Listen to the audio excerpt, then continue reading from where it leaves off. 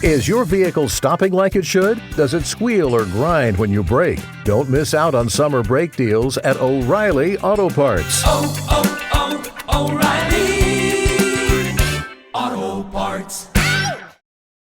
Good morning. Welcome to another edition of the Northland Sports Page. It's Brian Prudhomme. It's Dave Cook. It is Saturday.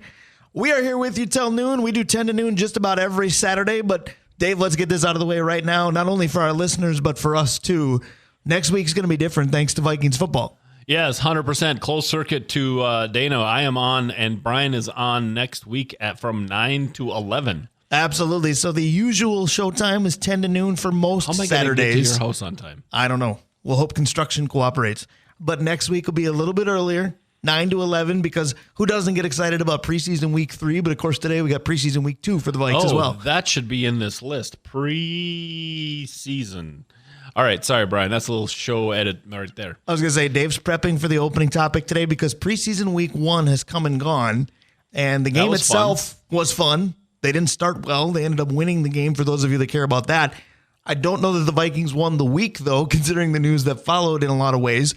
But preseason week 1 is already kind of lending itself to overreaction. I think the schedule just does that, but it's because football fans like to get into it. Absolutely. They dive right into it. And, at some point today, we're going to talk about their newest acquisition, a really savvy acquisition, right? They got the new quarterback now. They've replaced one skinny guy who's got a decent arm and was good in college with another skinny guy who's got a decent arm, a little mobile, and was pretty good in college, and Matt Carroll. We got him. We got our guy. We got our guy, no doubt. So he's on the list in terms of the Vikings depth chart. We love our depth chart and our new acquisitions for our sponsors as well. Absolutely, Brian. We've been really fortunate over the last bit getting really first-rate sponsors. Not even the last bit, but, our whole time having, top of the line. When you look at sponsorship opportunities, these are the guys you want, and we've been fortunate. Let's start with ABS Auto Solutions. They're the new ones, right? At ABS Auto Solutions, they have more than 90 years of combined experience. And when you're worrying about cars are really dang expensive, Brian. And when you're worrying about that investment, you go to people with experience. They specialize in bed liners, rust proofing, truck accessories, things like that. But their big thing is the whole line of rust proofing on all vehicles, right? They have lifetime warranty on the spray bed liners. And if you mention the show, you're going to get a discount. So make sure you give them a... Oh, what? You got? No, go ahead. I was ready to jump in, but I didn't think you'd look and say what right away. So stop in at 5020 Miller Trunk Highway or give them a call at 218-722-8713. Now, the reason I raised my hand is because you're right. We do want people to mention the show and get that discount. And ABS is very new to our sponsorship family, but you mentioned they're the newest. They are not. Don't forget your kitchen. Oh, that's correct. That's correct. I just want to add one more thing, Brian, just simply because I was talking to Aaron the other day. Remember, winter's around the corner. And what does winter in Duluth mean to cars? Rust. So jump into ABS, get that new car rust-proofed, and be able to drive in winter with a little bit of confidence. Yeah, Ferguson Bath and Kitchen, that's where you get... So there's all kinds of places to get really good equipment for your bath and for your kitchen. And then there's the place professional contractors go. And Ferguson up in the air park has, a display area that you can go and look at some of the high-end stuff. And so if you're looking at a remodel, head on up to Ferguson for sure. Also, though, we have the Blackwoods Group, London Road, Tavern on the Hill, Two Harbors.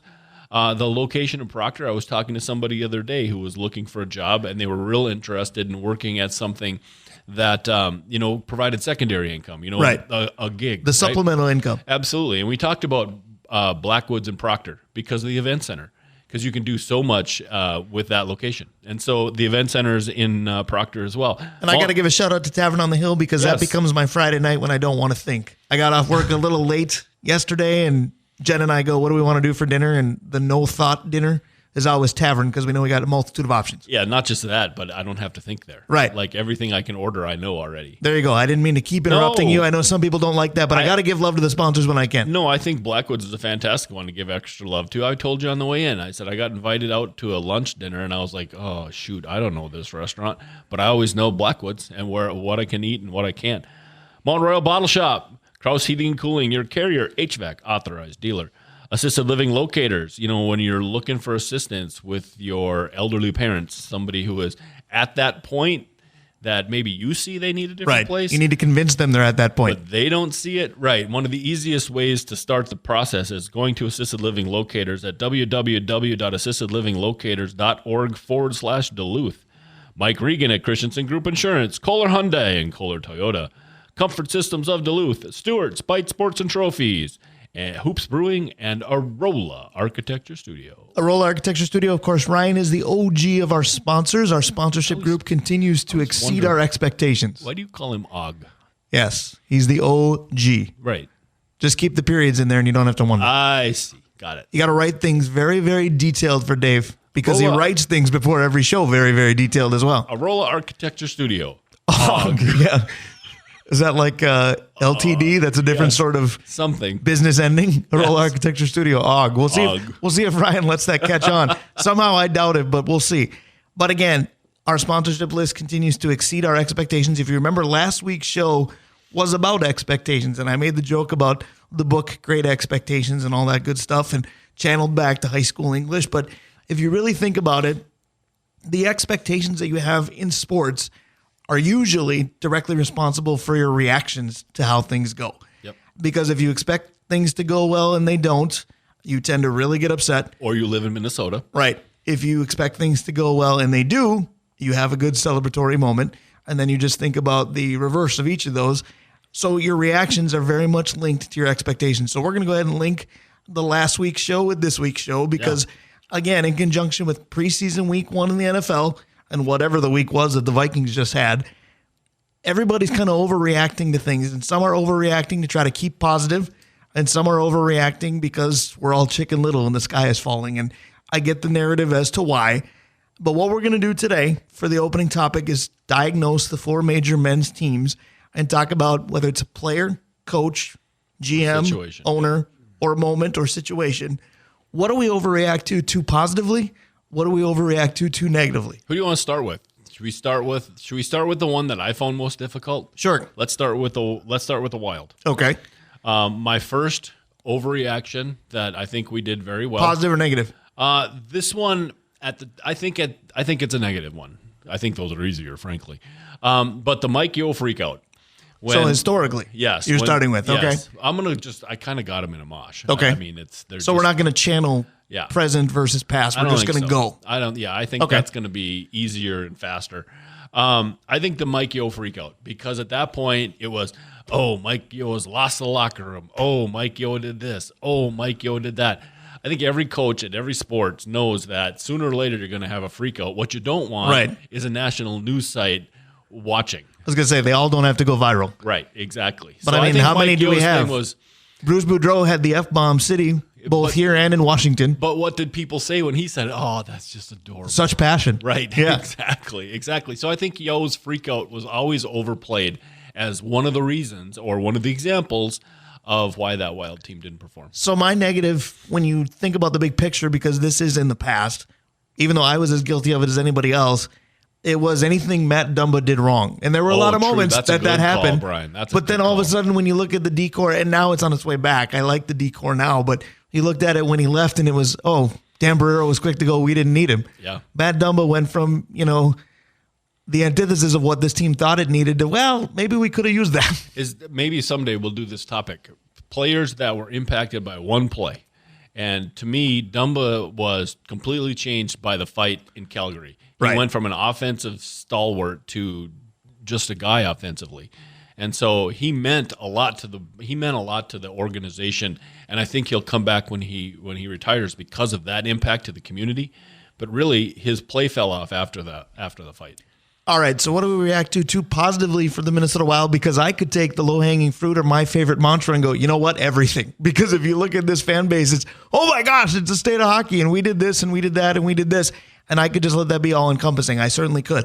But I went with, at least in the big picture, because currently it's hard to really diagnose this team, I went with everything Zach Parise did that was positive. Yeah. Because we wanted him to. He was one of us. It was the biggest acquisition that this team has made. But if you look at what he did prior to here versus here, he didn't meet those expectations per se. And yet, considering what kind of hockey player he was. He was Right. grit, grind, heart. He did pretty well here. And please understand, for the people that we reacted to negatively, I'm not saying I didn't like that player. And for the people that 100%. reacted to too positively, I'm also not saying I didn't like that player. I'm just gauging how we reacted to things. I'm going to say one that'll make all the kids' hair stick up right now. The Flower.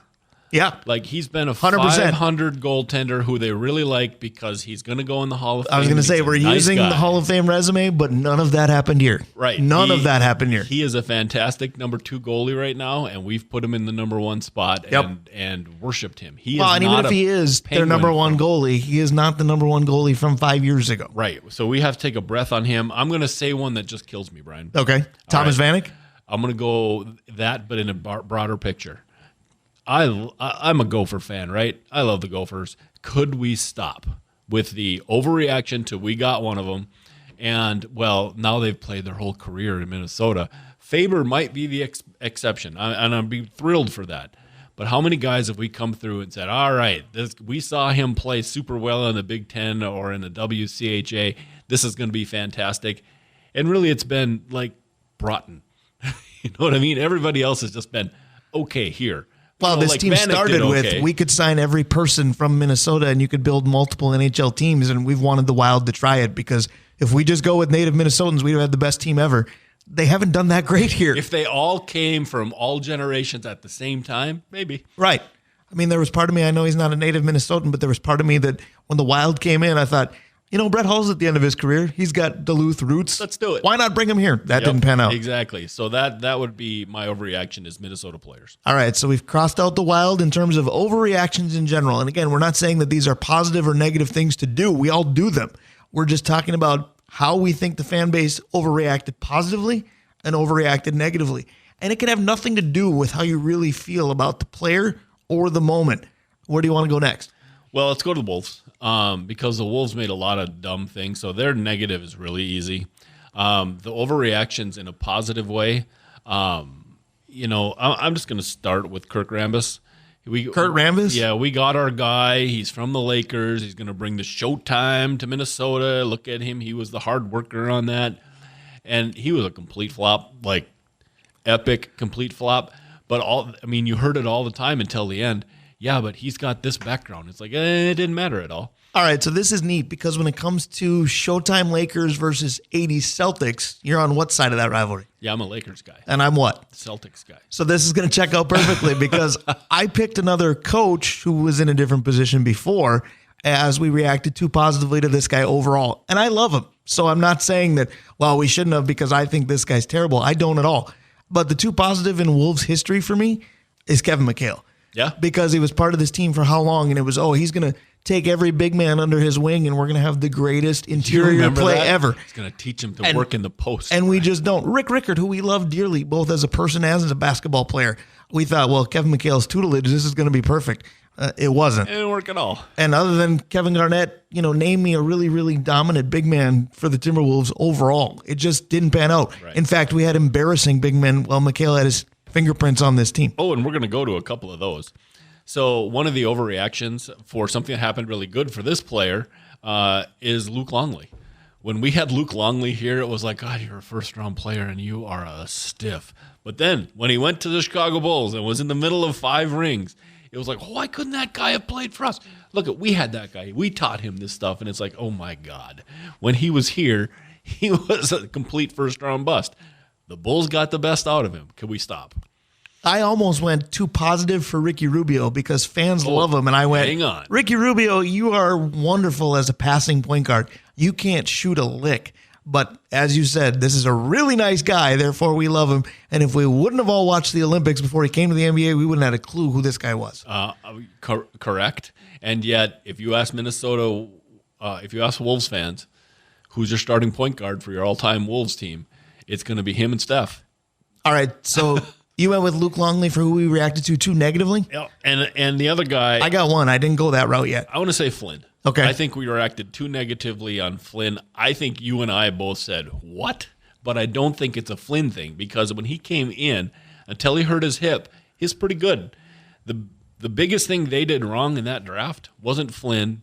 and it wasn't Rubio. It was getting both of them. It was getting 3 of them. Right. Remember, later on, they got another point guard. The kid from North Carolina. Right. Feel free to get Was it Felton? Yes. Okay. Feel free to get a different position. Not Felton Spencer, Raymond Felton, right? They needed, and they always have needed so much, and you tripled down on point guards. Which actually tells everybody we're not sure which one we wanted at this position, so we figure we can't go wrong if we get all 3. And the one guy we didn't get is the one who's going to go in the Hall of Fame. Speaking of 3, and I know that there are going to be people that are going to go, this guy is nuts. And if you're a first-time listener to the show, you might turn it off right now. But hear me out. I'm going to say we reacted too negatively to Christian Laettner because of who went in front of him. I know that Zoe and I know that Shaq are otherworldly and Christian Laettner wasn't. But what you got out of Christian Laettner for the Timberwolves is really kind of what you should have expected to get out of Christian Laettner as an NBA player. It was 15, 16 points a game, a little bit soft, but a little bit arrogant, which gave him some toughness at times. He wasn't great. He wasn't worthy. It must be guys named Christian because we talk about Ponder was taken too high. He wasn't worthy of number 3 pick type status with the way that he played. But to say that he was terrible is like saying Johnny Flynn was terrible. Johnny Flynn was good, and then he got hurt. If we would have been a winning organization, Laettner would have been fantastic. He would have been a messiah here. He would have been the guy, but we weren't, and his personality and it wasn't a good mix. I will also say that I reacted way too positively to Chuck Person because I watched Chuck Person as a Pacer take it to my beloved Celtics, and then it was the first real move the Timberwolves tried to make. Chuck Person was embarrassing here. Can I add one that's a little behind under the? Remember when we brought in Stacey King? Yes. Stacey King with the Bulls before they got good was their scorer, right? And he came here way too late in his career, but still it was a name that was going to come in and make a difference. And, well, he didn't. How about just like your Wild theory? Every time we brought in a Gopher, oh, well, this will change everything. Richard Coffey played for the Timberwolves. Yes, Don't blink because he had a cup of coffee with this team. Yes, he did. And I think maybe that's true for everything because let's go to the Twins right now. And the first thing I have is the St. Paul connection. Like, oh my gosh, he came from St. Paul. Did you know he played in this particular? When he was 5, he played in that field on 5th and 3rd. And holy cow, you knew when he was 5 years old that this guy was going to make it. It's like, no, you didn't. He was 5, and we got him all at the end of their career. God bless Molitor. He looked really good. Jack Morris got us a World Series in his 1 year, but Winnie was okay. And Steinbach was a New Ulm guy, but he was about the same time. He was okay. Like, we got all tizzied when we. So are we basically saying that Minnesota fans in general have way too much love for guys that grew up here? Because 1,000%. That's not breaking news at all. We just decided to go public with it. No, but that's the overreaction one way or another. In this case, it was positive overreaction every time somebody from St. Paul walks into Twins. Right. It's like, oh, good Lord. So for the Twins currently, I could go with one person for both categories, and it's Byron Buxton. Because every time he does well, it's there we go. This was our top pick and all this potential, and here it is. And now we've got it. And then he gets injured again. And at this point, I don't know why people react so negatively to, oh gosh, Buxton's hurt. This team is screwed. No, they're not. They've got a boatload of experience of playing without him. They've signed insurance policies before because of it. Look at Michael A. Taylor last year. Yeah. Byron Buxton getting hurt, and we just go, oh my goodness, what's this team going to do? The beat goes on. Like I made jokes about, we know my physical limitations, and they're not the same as Byron Buxton's, but people ask me, what do you think about the Buxton injury? I said, well, I got up this morning and the beat went on. It will for the Twins as well. Have you seen those like Baja Racing pickup trucks? That you see, running through the desert with the big wheels, and he's like one of those guys with a bad suspension, right? So it's still a fantastic looking truck, runs through the desert. When it's on, it's amazing, but the suspension stinks. And so every so often it just falls off and there's nothing you can do with it, but it's still a really cool car. So speaking of really cool, because I think this guy's a really cool guy, but if you go on X or Twitter or whatever you want to call it, he is public enemy number 1 or 2 with the Twins, and it's Rocco Baldelli.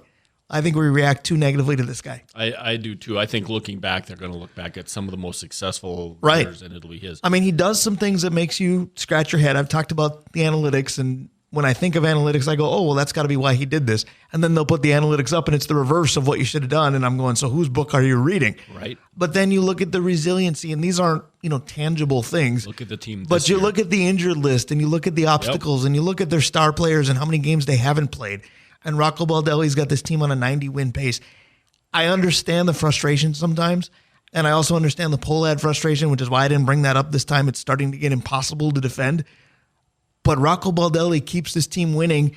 I know we always want more from him as a fan base in general, but you can't look at him and go, he's not doing this right. You just can't. You might want to plug your ears on this one. You're gonna say Joe Mauer? Nope. I think the overreaction of all time is Target Field.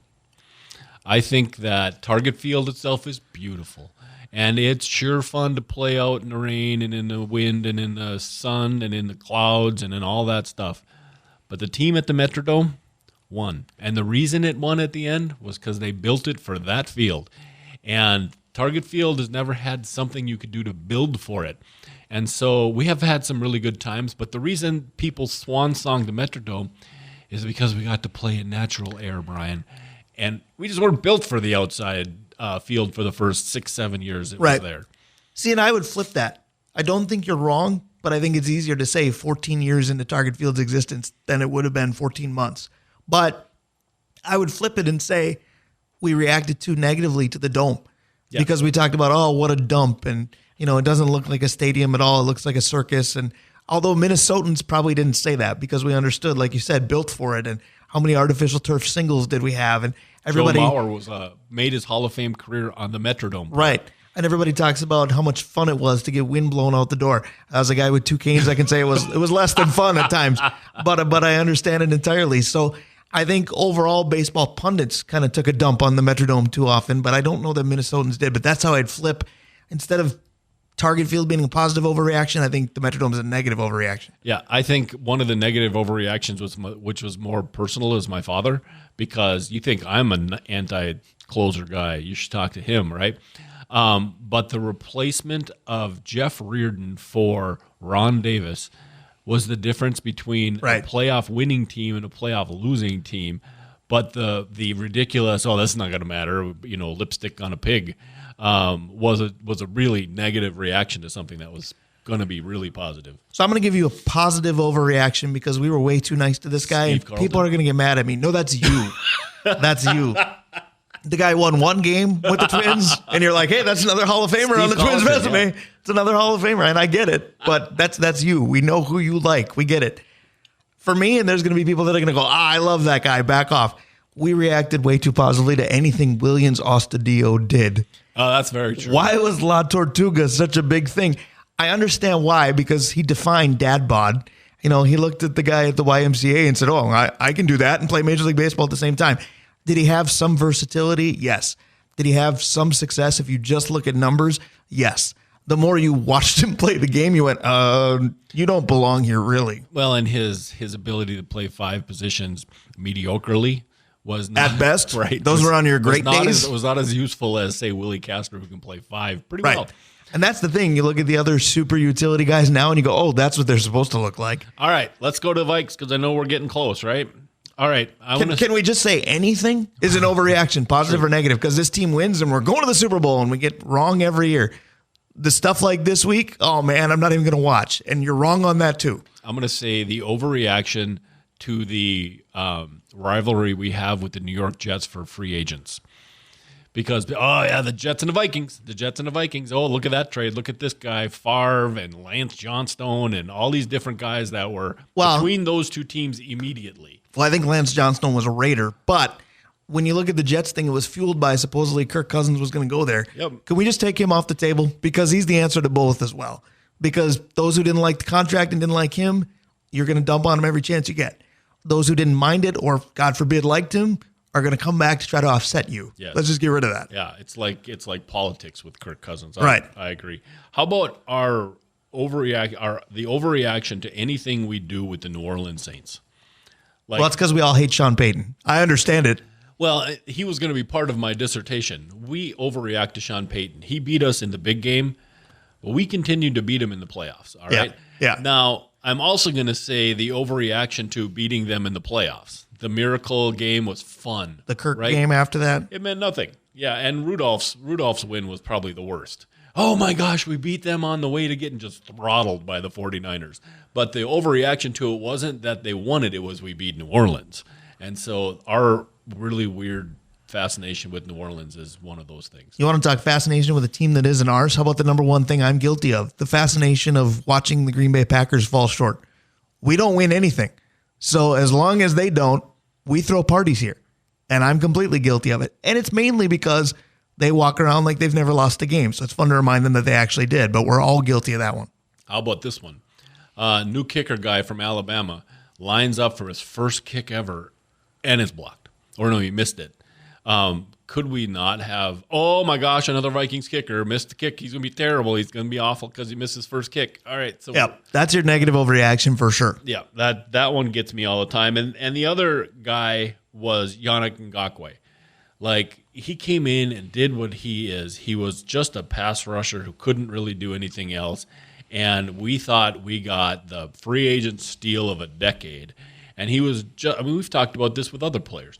He just is what he is, and we're the ones who got super fired up for getting that guy. How about, can I look into a crystal ball and tell you what I think is going to be the top negative overreaction for years to come, as long as this man is still in the same position? So Kwesi's first draft, and shout out to those who told me it was going to be awful, is historically awful. Mm-hmm. But we're all going to be gun shy now, and they're all going to be bad because of it, in my opinion.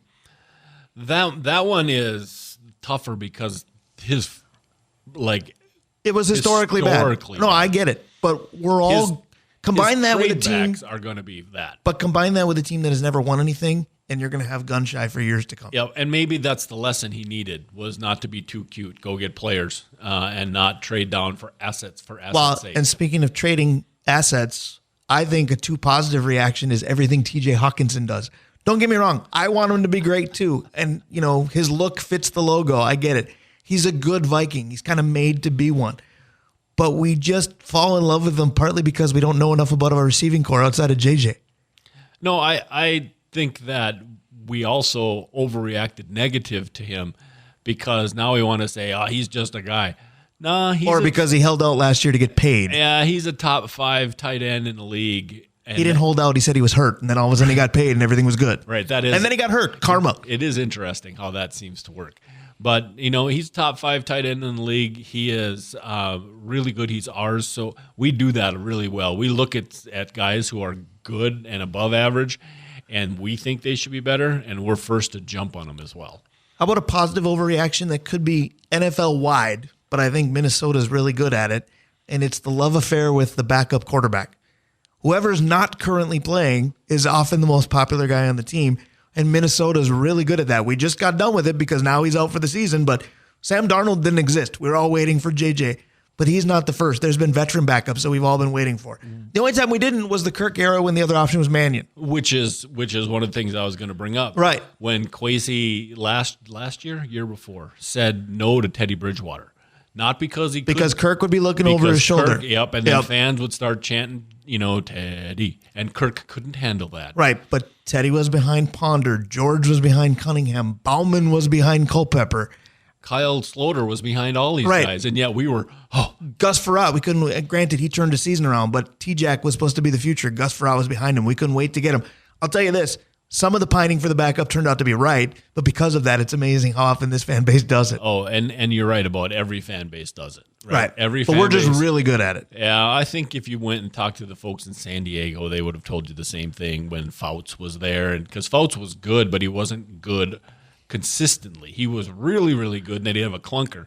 And when he'd have a clunker, they would, all over it, rabid. And, of course, the Vikings are kind of the reason we're doing this because it's been a bad week. It's been a bad month of offseason. I mean, you talk about your third-round pick passes away. We broke that news tragically a few weeks back.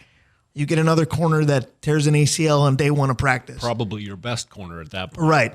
You get a wide receiver that we hope he's fast on the field because he's sure fast in his car, and that's going to be an issue too. And his ankle. And then he got carted off later this week. And, of course, the big news, J.J. McCarthy is the future, and that might be good because obviously now we're only going to see him in the future because he's out for the season. So this is kind of the root of the overreaction topic today, but we're taking it both ways, if you will, because we're pointing out that we overreact positively because we're hanging on to something good whenever we can. But because we don't get very many good things, boy, are we quick to go, the sky is falling. And this is team number one with a bullet with which we do that, the Minnesota Vikings. Yeah, we do. That's the The Vikings are king no matter what the other teams do. The NFL is king. That's what it is. Like, we would celebrate a Timberwolves win. If they won the whole thing, we would celebrate I like hope crazy. we're going to get better at that because of the way this year went. If the Wild were to win it, we're going to go overboard. The Twins have won it twice, but we're too busy hating the ownership now because if they win it again, will anybody notice? I will, but will anybody notice? If the Twins won it again, we would be really excited. But we were talking, a coworker of mine, and we're talking like, if the Vikings win the Super Bowl, you could close down the rest of the state. I would fear for some of the major cities. There might be 3 million people at this at the parade. Like, people come down from Moorhead. Just close Moorhead, right? Close Bemidji, because we're all going to be. All of us are going to. You and me might even be there, and you hate crowds. Right? Yeah. I will tell you this. I think if the Twins won it again, drive. I would be thrilled if the Twins won it again. I think I would be the number one fan that doesn't work for the team. But I will say this. I think that there will be some people that if the Twins ever win it all again, especially under this regime, that will be upset because it'll prove that not spending can still equal winning, and then they'll never change that. Or when they look at Cleveland and say, look, that team wins without spending. Well, that's when the Royals got it done. I went, oh, no. Now we're going to go see. There's the model we need to go after. And what if we go so many more years without changing everything? I'm going to close with one thing because we're a little bit behind schedule. I'm going to give you a hat tip with a positive overreaction for the Vikes because you told me this all the time, and I went, I disagree. I think he could be pretty good. We positively overreact, except for Dave Cook, whenever Alexander Madison did anything. Yeah. Because when he was filling in for Dalvin Cook, he did it rather well. Maybe you were protecting your cousin Dalvin because you said, no, this isn't working. And look at how bad Alexander Madison was as the guy last year. He's going to go back and, like I said, who is he? He is the other running back we had right before him that was in my head, Matt Asiata. And I don't agree with that comparison, but the numbers don't lie. Yeah, right. He was 3 yards where they needed 3, 1, or 6. Leroy Horde was good at that, and he proclaimed it. He said, if you need 1 yard, I'll get you 3. If you need 8 yards, I'll get you 3. Yeah, that's why you play, but you only played him within 3 yards of what you needed. So we hope it's a good year for the Vikes at US Bank Stadium. US Bank Stadium this weekend is being filled by Metallica. So you'll notice with all of our bumper music today, except for the open and the close, you will hear plenty of Metallica. Enter Sandman as we enter the show. Lots still to come. Dave Hoops is next, then buy or sell. Hour number 2 will be full of guests. Tony O'Neill from your Arena Mania champions, the Duluth Harbor Monsters.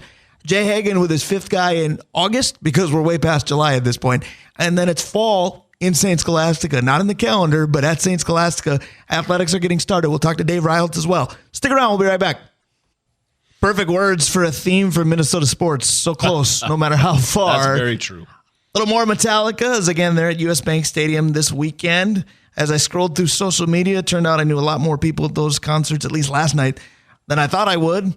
Anybody going tonight, we hope you enjoy it. Anybody who went last night, I hope you can hear us, or let me know if we need to turn the music down because I heard it was a little loud last night, but enjoyable. That, of course, is Nothing Else Matters. We're back on the Northland Sports page. Brian Prudhomme, Dave Cook. Dave Hoops is here, and for me, nothing else matters. That's 100% right. One of our favorite guys in the whole world. It's one of the reasons that we suggest Hoops to everybody, because not only is it a great place, but the person who leads the thing is just a wonderful individual. And the fearless leader of Hoops Brewing is, of course, Dave Hoops. So without further ado, we'll bring him right in. Dave, good morning, sir. Always good to talk to the sports brewer. How's your Saturday going? Well, you guys are just too kind. I'm sitting here humbled. But other than that, beautiful day. Excited to do the show and listen to the first half an hour. Great discussion. Yeah, what'd you think? Because overreactions just happen. We're passionate sports fans, and that's going to be part of it. But they happen on both sides. A lot of people say, you're overreacting, and they think it's something negative. Well, you can do it both ways. You can positively overreact, too. What'd you think of some of the things we had to say? Well, I thought they were outstanding. What I really like is your encyclopedic knowledge of just about every topic there is, and then how you have fun with Dave with his single, kind of knowledge for certain things. Wow. Sorry, Shots Dave. fired. Shots fired. I love that. I'm not sure that there are people out there that disagree with that. I was going to say the encyclopedia nature of my thought process, I thought coincided with Dave because, P.S., that's kind of how this show came to be. But, Dave, what do you have for a singular thought on that? Well, I actually feel terrible. I had a question for Dave, and I don't think I'm going to ask it now. Oh, no. I'm going to say... I'm just kidding. Because Dave is a Jersey guy, right? Going to his location. Yeah. I want to say the greatest positive overreaction to anything with the Wild, and I didn't say this one, is the stupid North Star jerseys. Like, people are just absolutely aflame. We need to change our entire color scheme to look like this. And it's like, come on. That's actually a great call because, Dave Hoops, I think people fail to remember, also known as forgetting, but fail to remember that the Wild don't have a historical chapter that is the North Stars. The Dallas Stars, love it or hate it, have that. It's different from, say, the Twins just retired the W, which I kind of eye-rolled, but, what choice did they have? The Twins were the Washington Senators previously. It's a different animal.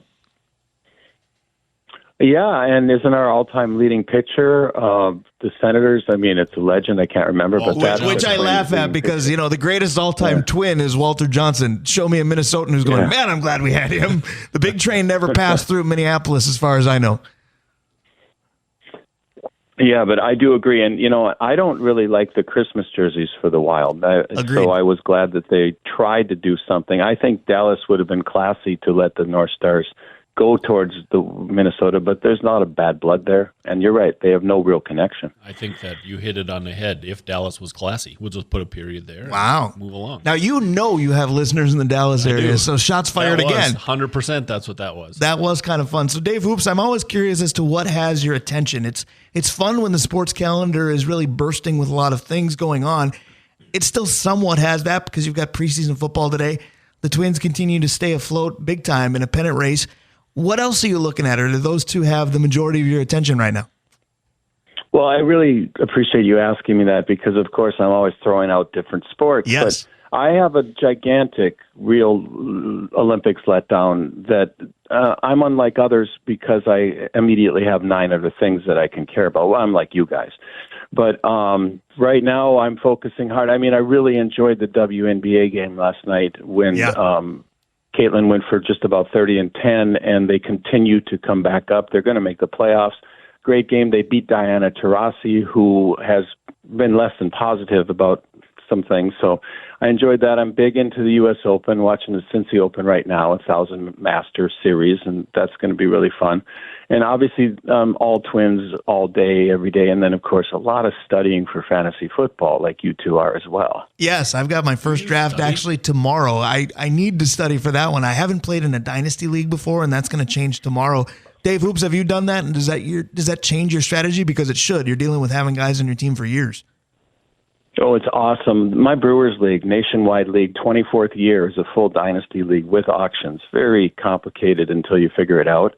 And yeah, it's really, really fun. And you're going to have fun, Brian, because you get to start at the beginning, pick guys in the future. You can put JJ on your bench for next year. You can do a lot of fun stuff with that. It's great stuff. I just think it's interesting that Minnesota sports fans play in leagues called dynasties because we don't know outside of the links what that's all about at all. Well, it makes sense for you because if I remember right, you were always a dynasty guy and not a Dallas guy. Well, my mom did make me watch that and Falcon Crest. You'd be surprised. So see, you thought you were going to pull one over on me and you couldn't there at all. No, I did not actually. Speaking of pulling one over on people, one thing you can do, Dave Hoops, is you can find a good beer for just about everybody. What's the latest and greatest at the brewery?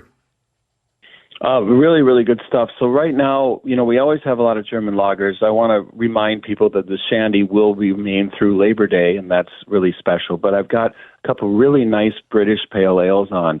The UK Pale, which is kind of a, my own invention, basically a light British-style pale ale, a little bit maltier. And then the Amber has returned, which is really an ESB, but people don't like the word bitter, extra special bitter. And those two beers are outstanding, and they're really nice to have alongside all the other beers. And, of course, we have this fun blueberry wheat coming up, the Lift of Versaberry beer that we brewed for the Lift folks over there. And that's going to be really great. And so we're having a lot of fun, and Rinkrat is about to return. Everybody loves that. Dave, I got asked this week, and I had no answer. What's an amber bock? Well, it's just a bock that is amber colored. You know what I mean? I don't know what a bock is, most though. bocks, most bocks are a little bit of a maltier lager if they're brewed correctly. Some people do brew them as ales, but they're brewed to be a much more malty, robust lager with a really, really round, bready flavor. And then there's different versions of them. There's the Maibock for spring. There's the Winter Bock. And Amber Bock is really just using the word amber that really a lot of beer drinkers like. It's like using the word red. It's not exactly a style, but it works a lot for people's imagination. I appreciate the way you sped through a multitude of beers there. Speaking of speed, it sounded like speed dating went rather well. Dan Hanger makes anything into a good show, and I was actually talking to some of the Harbor Monsters that were there. They enjoyed themselves. Oh, it was incredible. I went to observe, and I was shocked. I talked to a few of the contestants, so to speak, and men and women both were really enthusiastic about talking to each other, and they were really excited. It was loud in there, a lot of conversation. Many, many people told me that dating apps are just not it, and it was great. And the Harbor Monsters were there, and boy, did they stand out. I mean, those guys are athletes, but they were having a really good time. Everybody, it was a full-packed place. We're going to do a few of them, so I highly advise it if you're looking for dating, I guess. No doubt about that. Dave and I, as far as we know, are taken care of in that department. So good. We leave no question to our status there, but your questions for Dave Hoops are always great. Go ahead. I'll be married 35 years in a week. You hope. I saw Dana today. You better hope you survive the week. Fact. All right. So, guys, we do overrated and underrated ball players fairly recently, consistently. And this one is going to be an interesting question. All right. So, not best sack artists ever, but I want to ask you about some underrated sack artists, and I want you to help me rank them. So, and one of them I have to be clear, we're just talking about Detroit Lions stats, not his entire career. Okay. All right. So, we're going to start with Bubba Baker. We're going to follow that up with Kabir Bilamila from KGB. Yep, from the Packers. Trace Armstrong from the Bears. And then Brian Robeson for the Minnesota Vikings, all between 80 and 60 sacks. Do I have to take Trace Armstrong just with the Bears? Yes. Okay, because I was going to say I really liked his production elsewhere. Yep. Nope. Trace Armstrong with the Bears got to 60. All right, Dave Hoops. Again, one of those situations where I'm glad you get to go first. It's pretty tough. I'm not going to homer out. I'm going to go with Mr. Baker only because he's kind of in the news now. And, that's bringing his name back, but he's a bit forgotten. And I don't know if he stands out heads and tails over the others, but that's my choice. See, I'm having a hard time taking out the other teams that some of these guys played for because I would sit there and go Trace Armstrong, but not because of what he did with the Bears, the Miami Dolphins version of Trace Armstrong. Yep. I'll put Baker at 1. I'll put Armstrong at 2. I would put Robinson at 3, and then I'm never going to put a Green Bay Packer up there unless he's unreal. Bubba was a different kind of guy because he could dominate on his own, but KGB was really good for a series of about 3 years. KGB was the defensive version of Don Mikowski. It was fun. Don't blink. Well, yeah, but he was a little bit more productive than that. There were times you had to plan. Right. You never had to really plan for Mikowski until the fourth quarter, right? And then Robeson and then Trace Armstrong, because I agreed with Trace. It was just the first Trace Armstrong was unbelievable, but not necessarily with the Bears. Well, the other thing is, if I name the first 5 Bear guys, they're number 1, right? It's McMichael, it's Dent, it's Hampton, it's Marshall. It's all these guys that were Hall of Famers. So you got to go down the line a little with the Bears. Honestly, when it comes to Trace Armstrong, I have to look and go, oh, yeah, that's right. That's where he started his career. Exactly. All right, so let's start the next one. Let's take it out of sports. I know you guys are both movie fans, and so I'm going to stretch this a little bit. Okay. And I'm going to ask you about the best B-list Disney villains. And I've got a list here. Good, because I was going to say, who do you consider B-list? Right. All right, so we're going to start with Gaston from Beauty and the Beast. Yep. We're going to go to Jafar in Aladdin. We'll go then to Cruella de Vil with the puppies. And we'll finish with the Queen of Hearts from Alice in Wonderland. Now, do we have to rank them or just pick the best? Either or. Okay, whichever. I'm just going to pick the best, but Dave Hoops, you can go first. Oh. Does it have to be from that group? Well, that's the group I gave you. If you have, the A-listers are a little easier, right? Maleficent is like the one, but. Well, the A-listers are the Wicked Stepmother. Yeah. Everywhere, Ursula. pretty much. The Wicked Witch all right, in Snow White. I'll stay on task. Yeah, I'm sorry. There's a couple Guardian of the Galaxies guys I would like to use, but I'll use Cruella because it's such a great character and I don't even know if she's B-list, but I'll go with that. Okay, so here is the 1,000,012 scenario where I could say, yep, what Dave Hoop said, because I'm shocked that Cruella is B-list, and that's what I'm going to go with, and judge me accordingly, but here's why. A good villain to me when you're a kid, and I don't wish this on any kids, so please don't accuse me of that, but makes it difficult for you to sleep at night. And as a little kid, I used to have nightmares involving fictional villains and have to be talked down about them. And I remember one time having to call my mom into my room because I thought Cruella de Vil was in the house. And we had a little poodle, and I was afraid for her.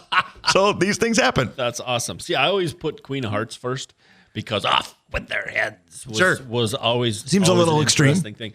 You know, Dana told me once that the worst villain in Disney films was the hunter from Bambi.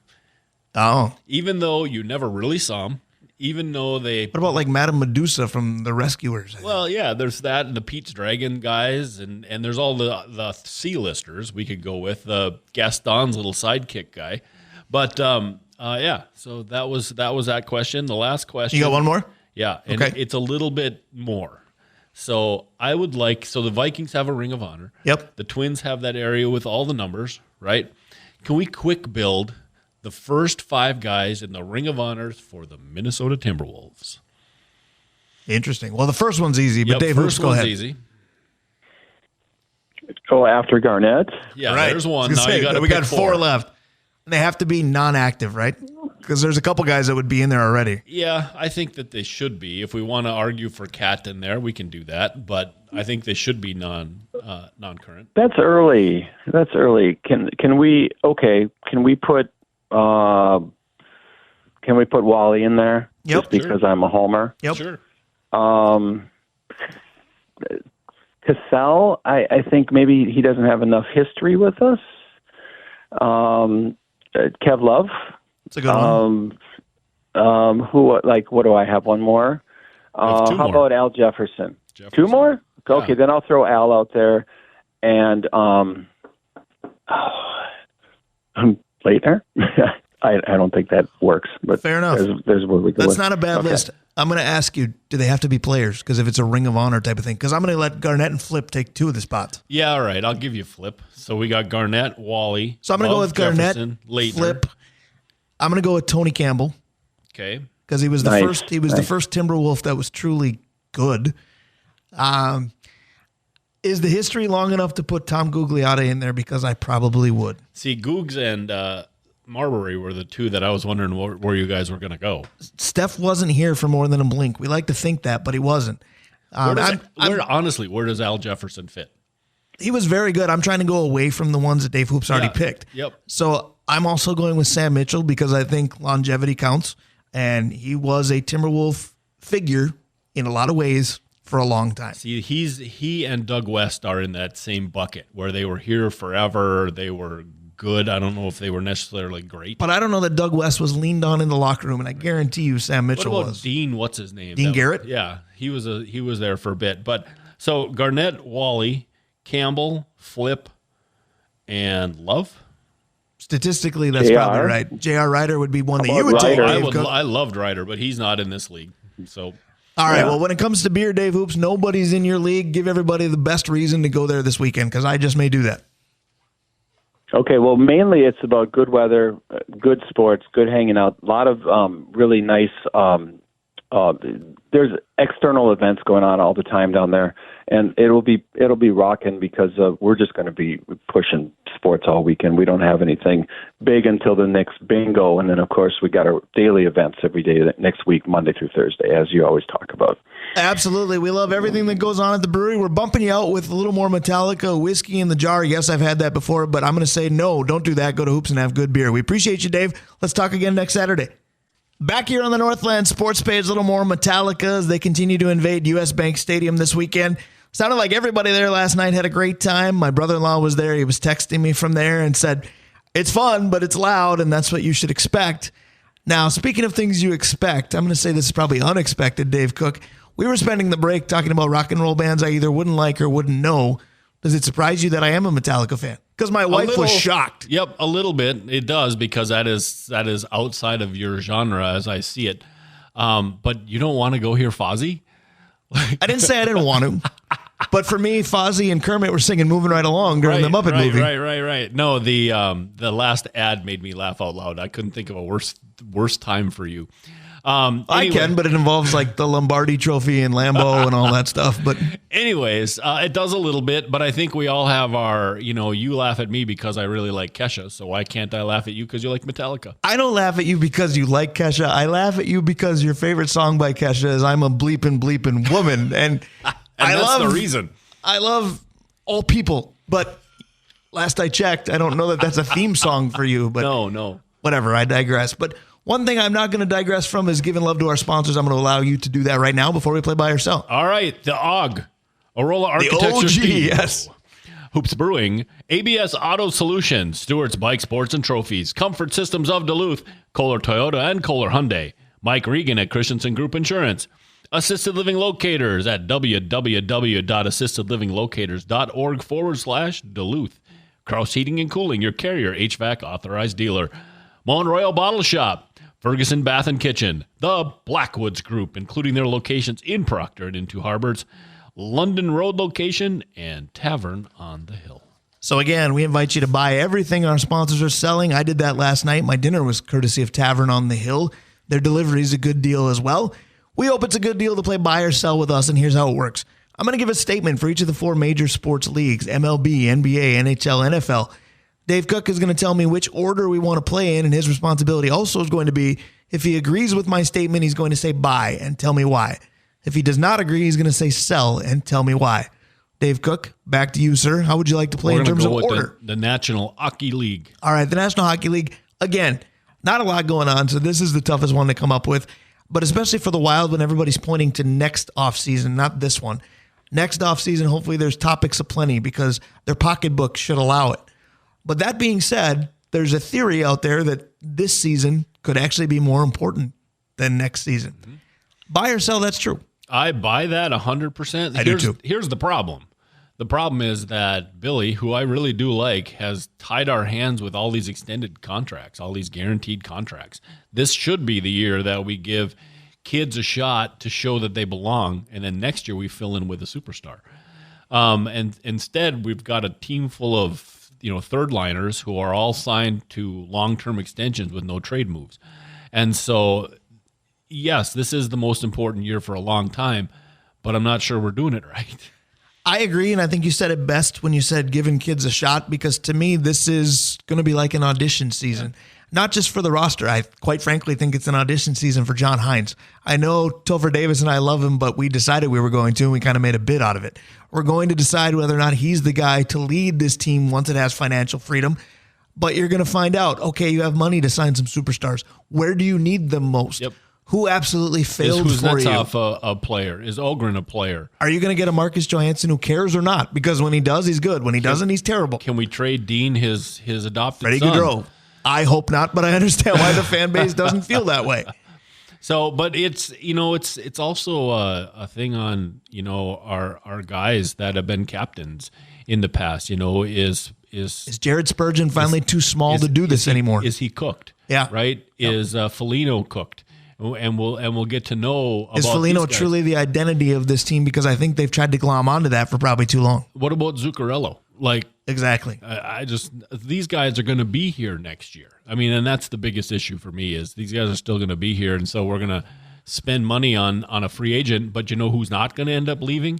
Those guys. We're going to end up cutting a kid who needs a shot. All right, we got to move along because we got 3 leagues to go, and clearly there are people listening who don't understand that buy or sell, that's part of a segment, because I just got a text that said, you're talking hockey? It's August 17th. Well, guess what? We do all 4 leagues in this segment. So the NHL is done, 3 to go. We're going to go with another N league. We'll go with the National Football League. All right, so football, tough week for the Vikings. I've seen every meme possible. Yeah. In fact, I've even seen, the man upstairs sent a friendly reminder to Vikings fans this week that he doesn't like them much. And all the memes are funny, but all the memes are somewhat close to true. That's why they're funny. So the buy or sell is this. Buy or sell that the rough offseason that the Vikings have had in terms of personnel availability has made you less excited for the upcoming NFL season. I'll buy that. I was really looking forward to seeing some of the kids take over on the defensive side. And I still think we're going to get that out of Dallas Turner. But and then, of course, you really didn't want McCarthy to play because you wanted Darnold to play well so he could sit there and learn. But you did want the opportunity to see him play, right? And now maybe he'll be better for this, right? Because there's no chance he's going to play. But, yeah, I'm a little less excited. Not a lot, but a little less. See, and I'm going to sell that I'm less excited because it's football, and that sport just has a hold on me only outdone by baseball, because you know what a big baseball fan I am. But it's football, it's fall, it's Sunday afternoon, it just has a grip on me. And you hit it on the head with the J.J. McCarthy bit. Nobody likes that he's hurt to the point where he can't be available.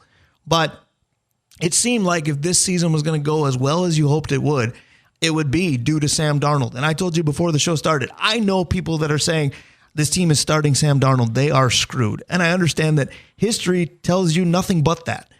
But I also glom onto the theory of he went to the Jets, and that's where quarterbacks go to die when they start their career. And then to Carolina. Right. Like, he didn't go from bottom to top. He went from bottom to maybe the team that rivaled them for the bottom. So I'm not going to sit there and try to sell you, pun intended, on the fact that Sam Darnold is going to look like a number 3 overall pick and the Vikings are going to win 10 games. I don't believe that. But I also don't believe that the sky is utterly falling, because I do think a lot of the kids that you still want to watch, you're going to be watching. They're just going to be on the defensive side of the ball. Is there a chance Ivan Pace could take another gigantic step? If he does, this team might be very good. Yeah, I think you're right. All right, let's go to the National Basketball Association. All right, so a week ago, give or take a few hours, because it was after we were off the air, the U.S. men's basketball team won a gold medal. And Steph Curry, for me, was the reason why, because the three-point barrage at the end was unbelievable. The game was played by many, and other players played parts, but the daggers upon daggers upon daggers were Steph Curry. Buy or sell that when it comes to NBA all-time greats, Steph Curry doesn't get enough credit? Boy, that's an interesting question. Thank you. Because is it okay to talk basketball on August 17th? I'm not sure. I think there's two sides to that, right? I think that Steph Curry gets too much when it comes to, Steph's league, but Golden State was built for him to be successful, right? They had other shooters. They had a center who only played defense and got cranky, so everybody focused on him in the media, right? So I think Golden State did him right, and I think he belongs in that conversation, but not he's not a top 5. Right. So I'm going to buy just barely that he doesn't give enough credit, because when you think of the all-time greats, you don't think of somebody as diminutive as him. You think of AI. Maybe, but I don't think you do in top 5. You maybe do top 10, 5. maybe. See, I think that's where both of them are, though. But I think if you look at the history of the game, there's a lot of bigs earlier than now. Yeah. And then you've got LeBron and Jordan and Magic and Bird and all that. The reason I buy just barely is because Steph Curry should be moving up the conversation, but he's almost positionless to me, because yes, you list him as a point guard. You think of point guards as amazing passing and floor general and that kind of thing.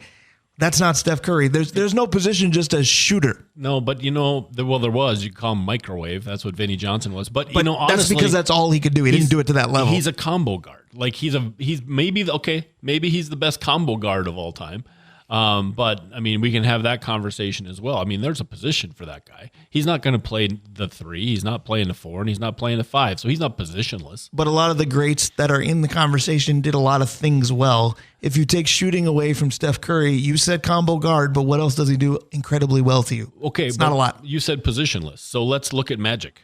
Because Magic played the Magic 1, was really the 2, the first. the 3, he the was 4, the first and point the 5. forward. Let's be honest. He played the 5 in the 7th game when Kareem was hurt, and Steph doesn't do any of that. That's my point. He's positionless. That Magic is positionless. No. I have a different definition of it. Magic is positionless because of versatility. Steph is positionless because there isn't one. He's not a point guard, and he's certainly not 2 through 5.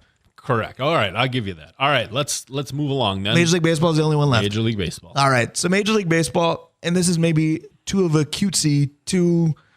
debonair way of saying this, but buy or sell this. The Minnesota Twins continue to do very, very well, no matter what people think of the poll ads and think of Rocco, what have you. The standings are what they are. This team is good. And this team, when you look at the injuries, shouldn't be. So I'm going to phrase it this way, and it's, again, a little too cutesy, but buy or sell that the Twins' greatest strength is simply not having one. I'm going to sell. I think that their greatest strength is moxie. I think that they don't care. Do you know what I mean? I think they don't care. They're down this guy, they're down that guy. The other thing they're really good at is, we've talked about the Vikings team or the Wild team that can't beat the bad team. We talk about the Twins not being able to beat rookie pitchers for the entirety of the time they've been Minnesota Twins. They get beat by those guys. You know what the Twins are doing this year? They're kicking the devil out of bad teams. They're beating up on the Rangers. Did they win last year? Yeah, but they're terrible this year. It's a different look. But those teams were put in their schedule, and they just are doing the things they need to do with bad teams, and we just need to get better at the good teams. And the way we're playing right now, we got a shot at the playoffs by doing what we're supposed to do. So I'm going to buy that their biggest strength is not necessarily having one, because you look at certain teams and you go, well, if this guy gets hurt or if they lose the ability to do this, they're screwed. The Twins haven't had that. We've already talked about how many games Correa's missed, how many games Buxton has missed, which is actually less than Correa, by the way. How many games Royce has missed. You've taken two of their best infielders, their best defensive outfielder. Royce is arguably the most exciting hitter. Yeah, he was hot. He was a 280 hitter, I think. But he's played 20 games. I'm not going to put him in their sample size. Joe Ryan is hurt. Now how long is in question again? We'll see.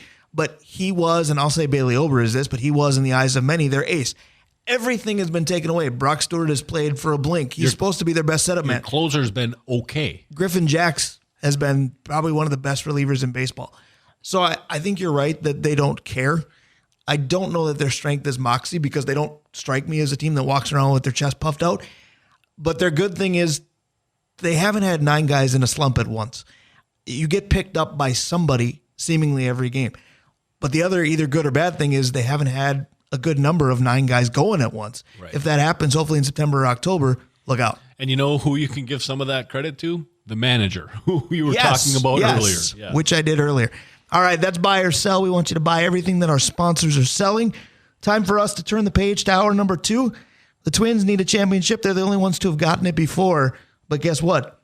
Duluth got a championship last Saturday, too. Yes, we did. We talked to the coach. Tony O'Neill is next. Stick around. We'll be right back.